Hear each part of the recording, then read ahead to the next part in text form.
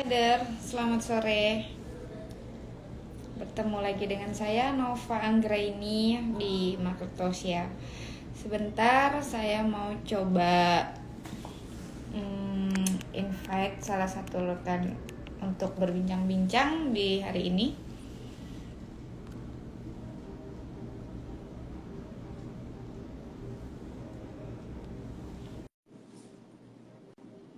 Hari ini saya ditemani oleh Pak Lukman ya.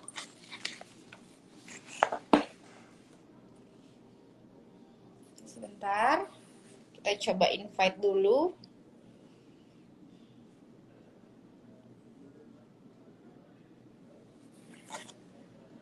Semoga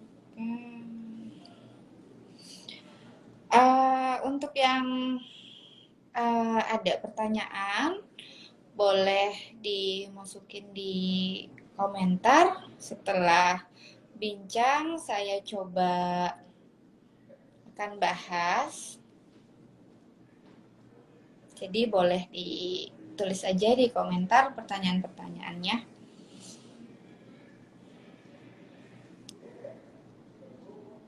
Sebentar ya, masih agak harus menunggu nih.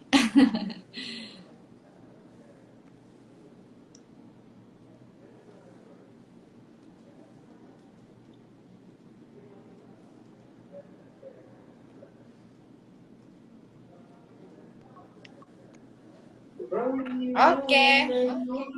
Halo Pak Lukman.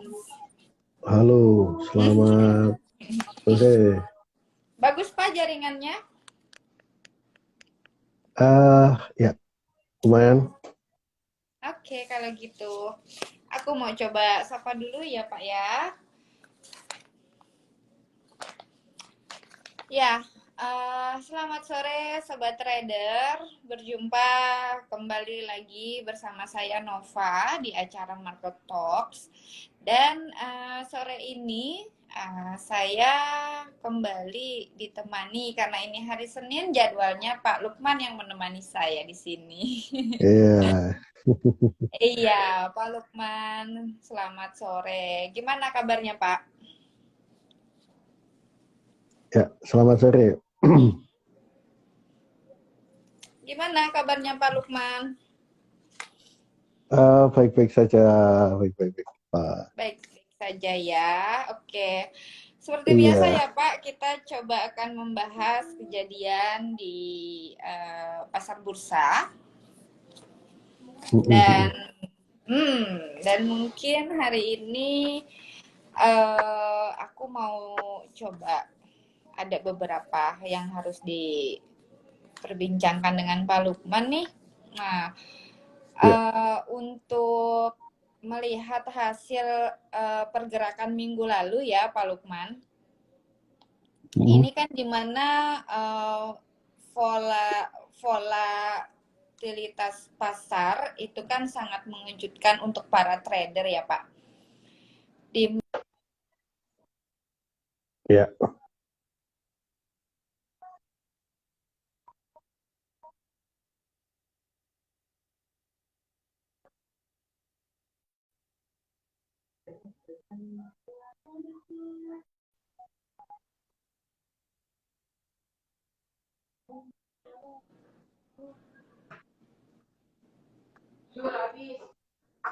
Pak, Bapak bisa dengar suara saya? Ya, bisa. Oke. Jadi kalau melihat hasil perdagangan minggu lalu, yang paling besar pengaruhnya terhadap perdagangan di bursa salah satunya adalah laporan keuangan jumlah emiten yang ada di Wall Street. Seperti kita ketahui, sejumlah nama-nama besar memberikan paparan untuk kuartal terakhir mereka di 2021. Nah, menariknya adalah sejumlah nama besar itu ternyata memberikan hasil yang mengecewakan. Sebetulnya pelaku pasar sudah mencoba untuk mengantisipasi bahwa terjadinya kasus Omikron itu akan memberikan dampak terhadap prospek pendapatan sejumlah emiten besar di akhir tahun lalu. Tapi hasil yang didapat ternyata lebih buruk daripada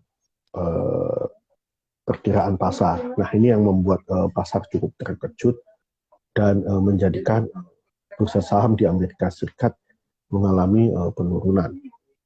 Yang kedua adalah nama-nama besar itu mereka khususnya di sektor saham teknologi, mereka mengalami penurunan karena terkait dengan rencana kenaikan suku bunga. Nah, itu suku bunga yang lebih tinggi itu biasanya akan memberikan sentimen negatif terhadap sejumlah saham teknologi karena mereka sebelum-sebelumnya selama beberapa tahun terakhir ini itu mereka lebih banyak mendapatkan keuntungan ketika suku bunga rendah.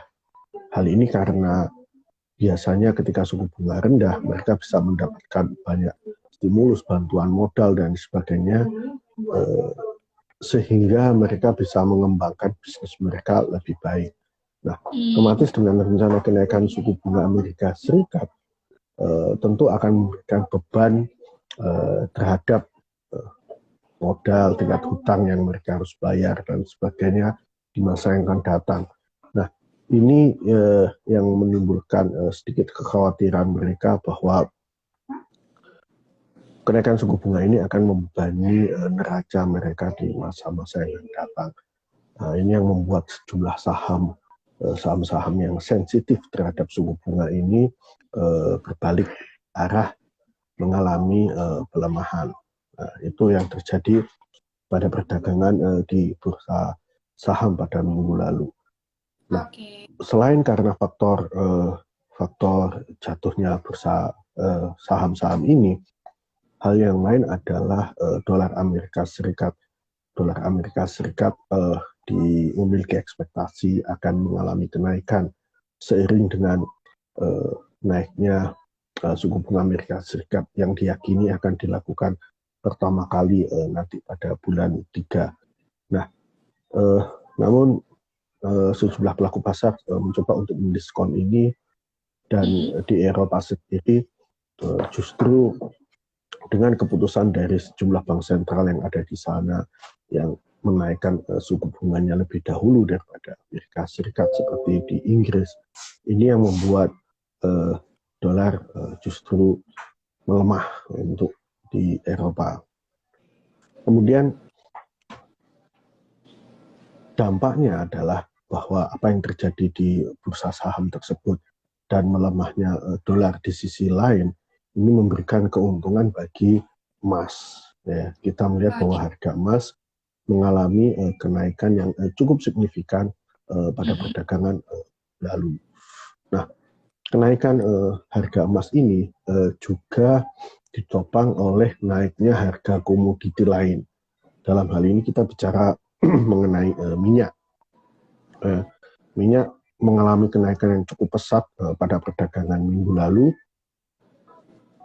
karena pertama faktor melemahnya dolar, kemudian prospek permintaan minyak yang ternyata dianggap baik, masih sangat menjanjikan di masa yang akan datang.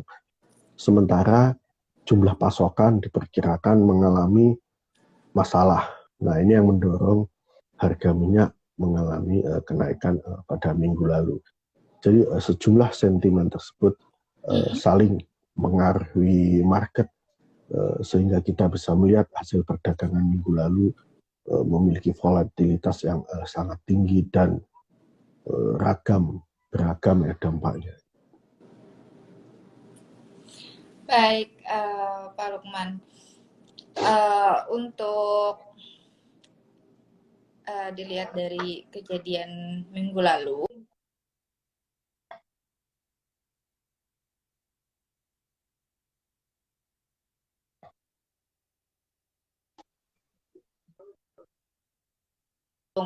bagaimana sih Pak prospek laporan tersebut, lalu apa dampaknya bagi perdagangan di bursa untuk ini ya, bursa saham bagi di Wall Street atau bursa lain nih Pak, seperti Jepang, Nikkei dan Hang Seng itu Pak?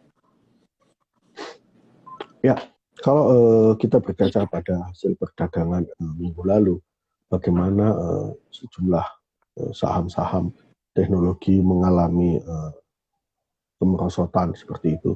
Ini yang memberikan pengaruh besar terhadap jatuhnya indeks bursa di Amerika Serikat. Dan biasanya indeks apa yang terjadi di bursa saham Amerika Serikat akan diikuti oleh bursa-bursa yang ada di regional lainnya, termasuk di Asia. Kita bisa melihat bagaimana Nikkei dan Hang Seng misalnya sangat identik pergerakannya dengan apa yang terjadi di bursa saham Amerika Serikat. Nah, kalau misalnya kita melihat peluangnya di minggu ini, kita melihat ada nama besar seperti Tesla, kemudian ada Apple, Microsoft, ya, IBM, General Electric, dan beberapa nama besar lain termasuk Ford dan Boeing. Nah, itu mereka adalah nama-nama besar yang akan melakukan paparan di minggu ini. Kemudian kalau kita lihat kemarin adalah Netflix yang sangat mengecewakan hasilnya. Di situ kita melihat apabila kita lebih detail bahwasanya Netflix itu mengalami pelemahan karena proyeksi peningkatan jumlah pelanggan mereka yang dianggap biasa-biasa saja, mengalami stagnasi. Itu sesuatu yang sangat mengkhawatirkan. Ya.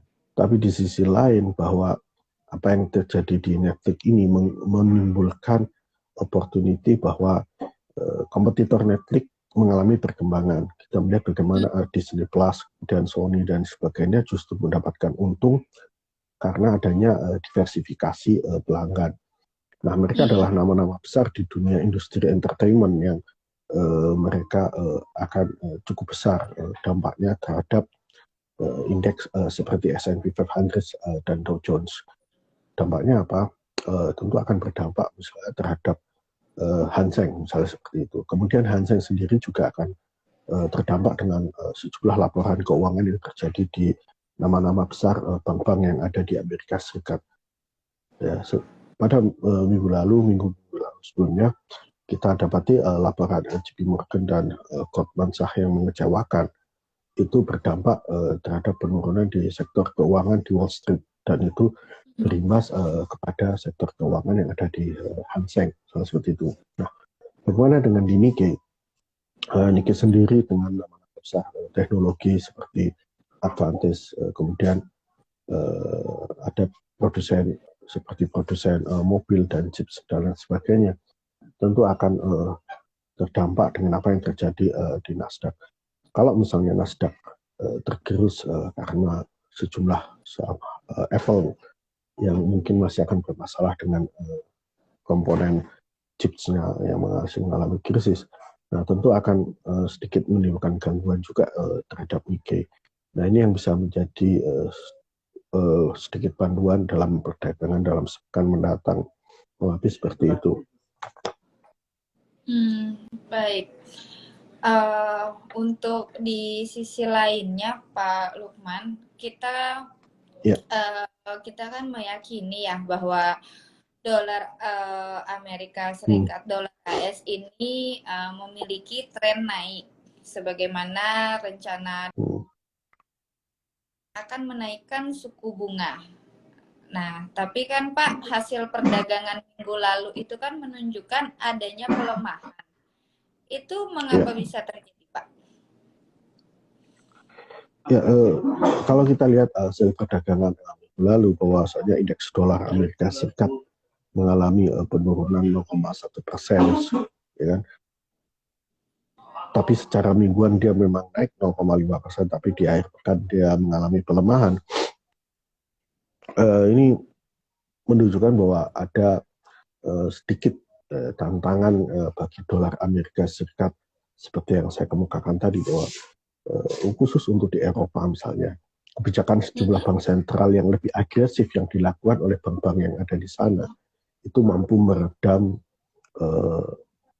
sentimen hawkish yang muncul daripada The Fed yang masih diyakini akan menaikkannya bulan Maret. Artinya bahwa mungkin dalam bulan Maret dan kedepannya dolar akan menguat seperti itu. Tapi untuk saat-saat ini, bahwa rencana penguatan dia didahului oleh sejumlah mata uang lain yang lebih kuat lebih dahulu. Nah ini bisa menjadi pertimbangan. Di sisi lain bahwa hasil yield daripada obligasi Amerika Serikat ini yang mengalami kenaikan misalnya, ini juga akan memberikan sentimen negatif terhadap euro misalnya, terhadap pound sterling ya. Maka tak heran kalau misalnya euro pun sebetulnya trennya masih akan melemah misalnya seperti itu. Nah ini yang bisa menjadi pertimbangan bahwa euro setelah melalui fase-fase konsolidasi ini kita bisa melihat bahwa tren dia untuk di kisaran 1,12 ini masih sangat terbuka sekali seperti itu. Nah, kalau bicara mengenai mata uang yang sangat sensitif terhadap harga komoditi seperti Aussie dan dolar Kanada misalnya, dia memiliki fundamental yang lebih baik terkait dengan potensi kenaikan yang terjadi di harga komoditi seperti itu. Namun kalau melihat bahwa mereka itu juga sebetulnya mengalami tekanan juga dari penguatan dolar di dalam jangka menengah panjangnya, ya ini yang harus diwaspadai, kemungkinan terjadinya tarikan yang bisa berbalik arah daripada mata uang itu. Ya. Kalau bicara mengenai yen misalnya, yen tentu akan memanfaatkan posisi dia sebagai mata uang safe haven ya. Yang artinya bahwa ketika kondisi uncertain ini menimbulkan ketidakmenentuan sementara dolar juga masih belum terlalu hawkish, maka yen bisa berpeluang untuk rebound misalnya seperti itu.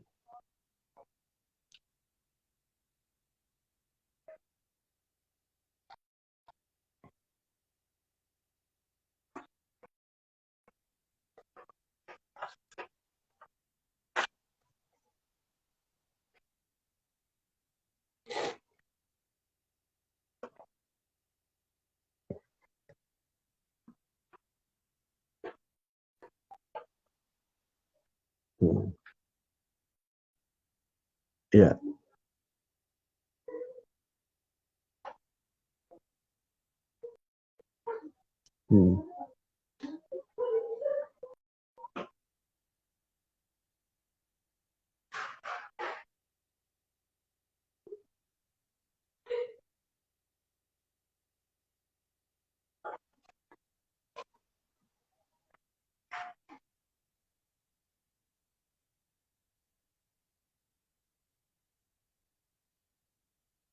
Oke.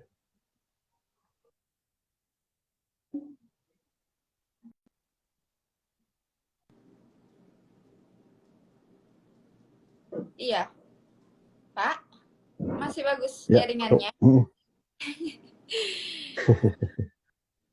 Ya. Oke. Bagaimana?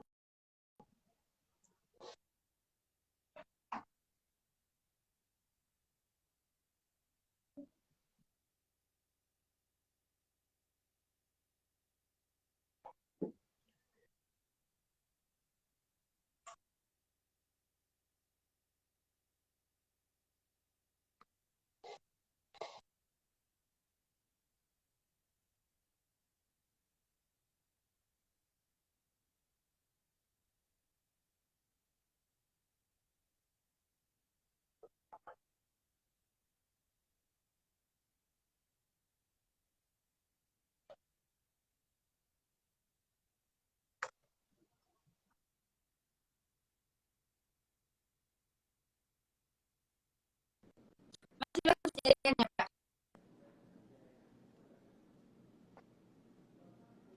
Pak Lukman? Ya. Oke. Bapak bisa dengar saya? Bisa. Mm-mm. Iya, bisa dilanjutkan Pak Lukman? Oke, Udah oke Pak, kita bisa lanjutin. oke, Mhm. ya, mm, Iya, oke kalau gitu. oke, Pak ya, Lukman, menarik, mm, ya menariknya itu kan menariknya ini kan adalah pasar komoditi ya Pak ya, seperti minyak. mm.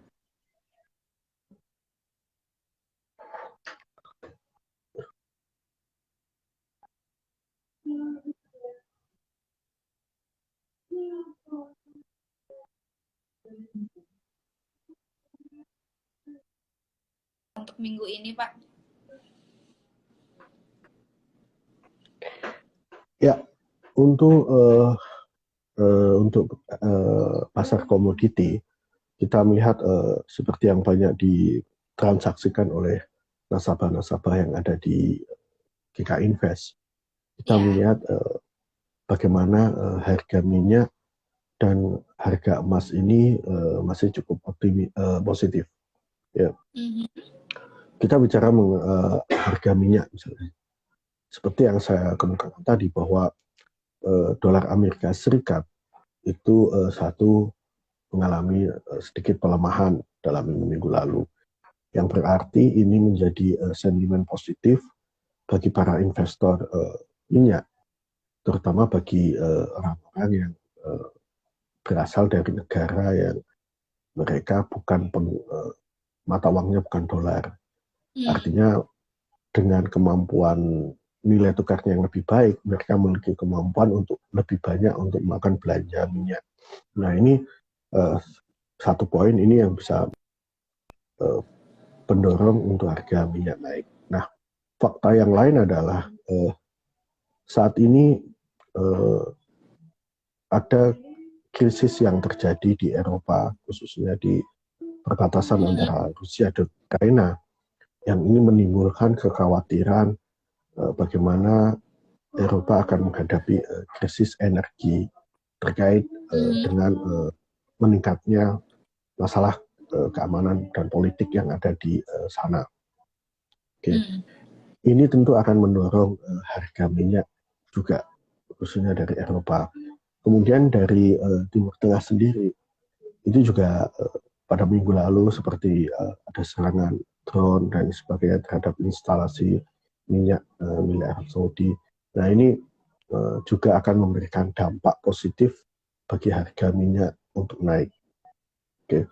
Pada akhirnya fundamental yang paling besar yang akan mendorong kenaikan harga minyak dari saat ini dan mungkin beberapa minggu ke depan itu adalah satu potensi permintaan minyak yang masih akan tinggi. Ya, seperti kita ketahui, eh, setelah berakhirnya musim dingin, nanti akan ada musim semi dan musim panas. Ya. Di mana biasanya pada musim-musim ini itu tingkat konsumsi minyak akan naik, khusus karena adanya musim liburan, musim orang bepergian Mhm. dan sebagainya. Ini yang secara tradisional akan mendorong permintaan minyak akan naik. Ya. Sayangnya, eh, di tengah potensi kenaikan permintaan ini, ada masalah di pasokan. Ya, sampai sekarang kita ketahui bahwa baik itu OPEC, OPEC Plus, bahkan itu Amerika Serikat dan Rusia misalnya, itu mereka mengalami masalah dalam hal produksi. Tingkat produksi minyak yang dilakukan oleh mereka itu belum memenuhi ambang batas minimum yang bisa mencukupi potensi permintaan ini. Ya. Rusia masih kesulitan untuk memenuhi target produksinya. Terus kemudian untuk di negara-negara OPEC ada masalah di penutupan sejumlah produksi seperti kayak di Libya, ya kan? Terus kemudian Amerika Serikat sendiri juga memiliki masalah dalam hal produksi sampai-sampai ada dorongan untuk mengeluarkan lebih banyak lagi cadangan minyak strategis mereka, termasuk juga di Cina, ya. Ya, mereka ada yang seperti itu. Tapi sejauh ini rencana pengeluaran cadangan minyak ini pun juga tidak mampu meredam pasokan, ya. Jadi pasokan minyak ini diperkirakan masih akan mengalami masih tercekik, ya istilahnya. Jadi belum sampai meluber banyak sehingga sampai seperti beberapa tahun lalu, sehingga jumlah pasokan melampaui permintaan sehingga harga minyak jatuh. Ya. Kita justru melihat bahwa gangguan pasokan ini yang cukup signifikan, yang akan mendorong bahwa harga minyak pada kuartal pertama ini bisa sampai ke harga $90 per barel misalnya.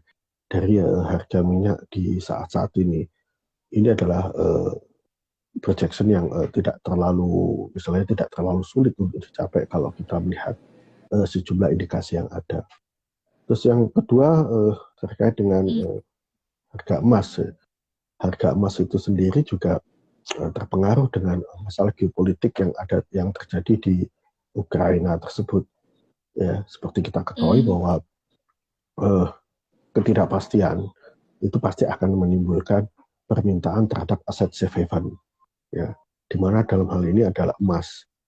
Maka krisis yang masih belum ada titik terangnya untuk selesai sampai sekarang itu masih memberikan sentimen positif terhadap emas. Ya, semakin ruwet kejadian yang ada di Ukraina sana, maka akan berimbas positif terhadap harga emas. Ya, seperti itu. Terus yang kedua adalah inflasi. Ya, seperti kita ketahui bahwa emas merupakan aset hedging terhadap inflasi. Nah, semakin tinggi sebuah inflasi, maka akan semakin banyak investor yang memerlukan emas untuk melindungi asetnya. Kita ketahui bahwa inflasi Amerika Serikat saat ini di angka 7%. Ini sangat cukup tinggi, belum lagi inflasi secara global. Nah, bahkan ke depannya, kalau kita melihat bahwa potensi kenaikan harga minyak, bahwa harga minyak itu merupakan komponen terbesar yang bisa menunjang inflasi yang memiliki kecenderungan naik, maka kita bisa melihat benang merahnya adalah inflasi itu masih akan tinggi. Ya. Nah, rencana daripada The Fed untuk menaikkan suku bunga, menghentikan tapering-nya dan sebagainya itu adalah untuk melawan inflasi. Ya. Dengan target kenaikan suku bunga sebesar 1% dalam waktu 1 tahun di tahun ini, maka ada sejumlah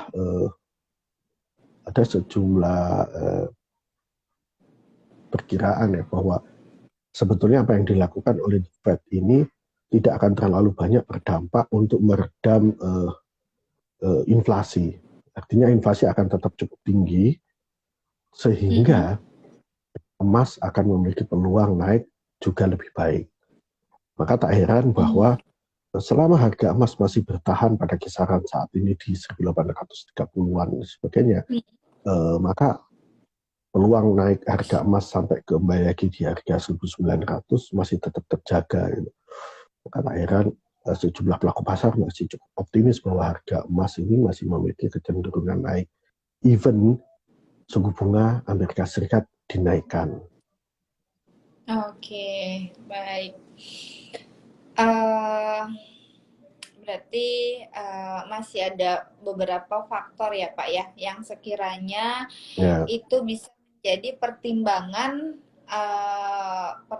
pelaku pasar dalam minggu ini. Benar nggak Pak Lukman? Iya. Kita bisa melihat hasil perdagangan hari ini saja. Kita melihat bahwa satu misalnya harga emas masih cukup stabil bertahan di atas harga 1833, 35 ya, masih di kisaran 1840 lah, kurang lebih kayak gitu. Nah, sementara sejumlah pihak meyakini bahwa 1780 adalah sinyal harga emas untuk bearish misalnya seperti itu. Tapi kan sejauh ini kan terbukti bahwa harga emas masih bertahan cukup tinggi misalnya seperti itu. Nah, ini semakin meyakinkan sejumlah pihak bahwa dalam jangka pendek emas berpeluang untuk naik. Itulah. Baik. Pak Lukman, ini kan Ya. minggu ini akan ada FOMC. Hari Kamis ya Pak ya, FOMC. Iya, dini hari. Hari ya kan Pak.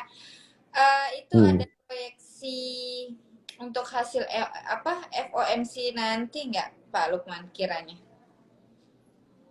Ya, kalau mengenai FOMC sendiri sebetulnya sudah banyak diduga atau diperkirakan bahwa satu misalnya mereka pasti akan hanya berwacana bahwa mengenai tapering, terus kenaikan suku bunga itu mereka sudah final akan dilakukan pada bulan Maret dan sebagainya. Jadi sebetulnya tidak terlalu banyak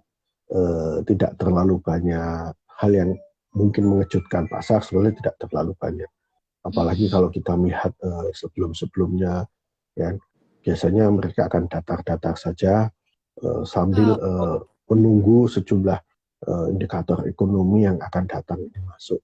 Ya, kita melihat bahwa namanya mereka akan melakukan hold posisi di bulan Januari ini untuk tidak membuat sejumlah hal yang bisa mengguncang, misalnya dengan sebuah pernyataan yang lebih hawkish dan sebagainya. Saya kira demikian ya, karena jumlah pelaku pasar lebih sudah melihat bahwa bulan Maret itu menjadi garis yang cukup tegas bahwa mereka akan menghentikan taperingnya, kemudian menaikkan suku bunga seperti itu.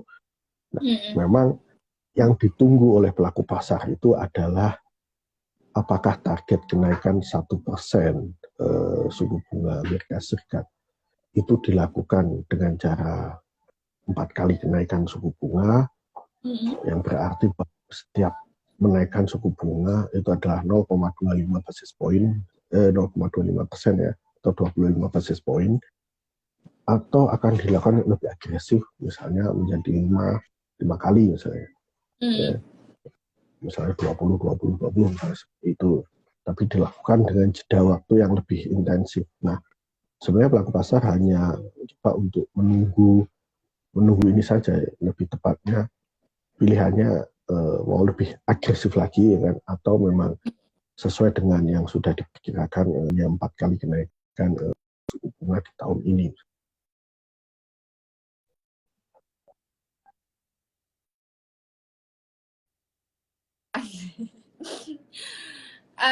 Untuk peluang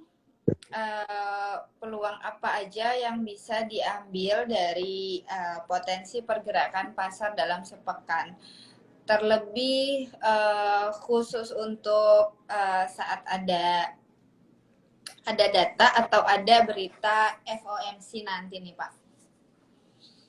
Ya, kalau melihat bahwa unsur FOMC ini nanti sebenarnya tidak terlalu akan sangat mengejutkan, maka sebetulnya mungkin biasnya terhadap perdagangan mungkin tidak akan setinggi yang diperkirakan. Artinya poin yang akan terjadi dalam perdagangan di bursa tidak akan sebanyak yang mungkin orang ekspektasi ya.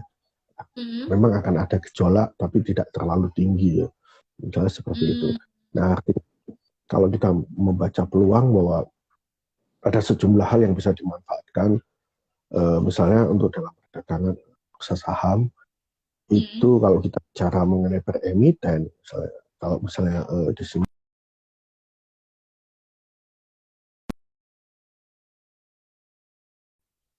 emiten besar lewat produk CFD, maka mereka bisa memburu sejumlah nama besar ini dengan asumsi bahwa harga sudah mengalami koreksi murah ya, bisa ini menjadi momentum untuk melakukan buyback ya, seperti itu.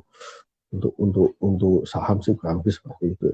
Terus kemudian indeks saham pun juga bisa menjadi peluang untuk untuk buyback kalau melihat bahwa secara fundamental bahwa kondisi ekonomi itu sebetulnya memiliki tren positif. Ya, pemulihan ekonomi berjalan on the track, ya kan? Dampak Omikron itu juga dianggap tidak terlalu signifikan, maka dalam jangka menengah dan panjang, indeks bursa ini juga akan berpeluang untuk naik kembali setelah mengalami koreksi dan konsolidasi mungkin dalam beberapa waktu jangka pendek ini. Kemudian untuk perdagangan mata uang, misalnya seperti saya bilang tadi, kalau misalnya sejumlah mata uang yang sensitif terhadap harga komoditi, tentu akan memiliki peluang untuk naik kembali. Nah, ini yang bisa menjadi harapan lebih lanjut bagaimana investor bisa memanfaatkan peluang dalam waktu pekan-pekan ini. Ya. Kalau untuk harga minyak dan harga emas, saya masih cukup optimis bahwa dalam sepekan ini mereka akan bisa menghijaukan market. Ada kemungkinan naik ya Pak ya? Iya. Okay. Baik.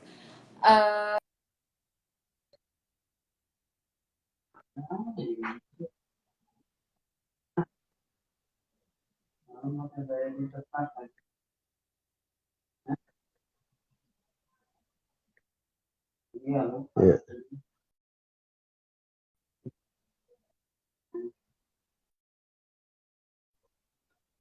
Boleh. Kita bahas Pak. Di sini dari Arki 404 dia tanya untuk XAU ada pengaruh saat nanti FOMC tidak? Ada pengaruh nggak Pak seperti untuk pergerakan? Pasti ada pengaruhnya. FOMC itu pasti akan pengaruh sekali ya. Karena kan salah satu yang paling ditunggu itu adalah yaitu seperti saya bilang tadi, seberapa hawkish yang akan dilakukan oleh The Fed misalnya. Kalau misalnya The Fed mengubah lebih bernada hawkish, tentu akan menahan ya. Kalau saya bilang menahan laju kenaikan harga emas, bahkan mungkin akan mengalami emas akan mengalami koreksi misalnya seperti itu. Namun seberapa besar peluang The Fed ini menjadi lebih hawkish dan dari perkiraan sebelumnya. Misalnya bahwa sejauh ini konsensus adalah The Fed akan menaikkan suku bunga tahun ini adalah 4 kali dengan target 1%. Saya kira ini sudah diantisipasi oleh pelaku pasar sebagai sebuah konsensus, sehingga peluang bahwa The Fed akan menjadi lebih hawkish misalnya dengan menaikkan menjadi 5 kali itu pun angkanya tidak terlalu besar misalnya seperti itu. Yang artinya bahwa The Fed untuk bersikap lebih hawkish lagi daripada konsensus yang saat ini sudah diantisipasi, itu saya tidak melihat peluang itu cukup besar. Nah, kalau memang The Fed itu memberikan hasil yang demikian, maka tentu emas akan kembali lagi kepada trennya, bahwa tren harga emas saat ini sebagai aset untuk meredam inflasi yang tinggi tentu akan memiliki peluang naik. Dan fundamental lain yang bisa menjadi pertimbangan adalah krisis Ukraina. Seperti itu tadi, bahwa krisis yang terjadi di sana itu akan memberikan dampak terhadap kenaikan harga komoditi, bukan hanya minyak, tapi emas sebagai salah satu komoditi safe haven, tentu juga akan menjadi pertimbangan bahwa banyak investor yang ada di Eropa atau Rusia pun, ya mereka juga akan memburu emas ketika kondisi di sana juga memanas. Makanya bahwa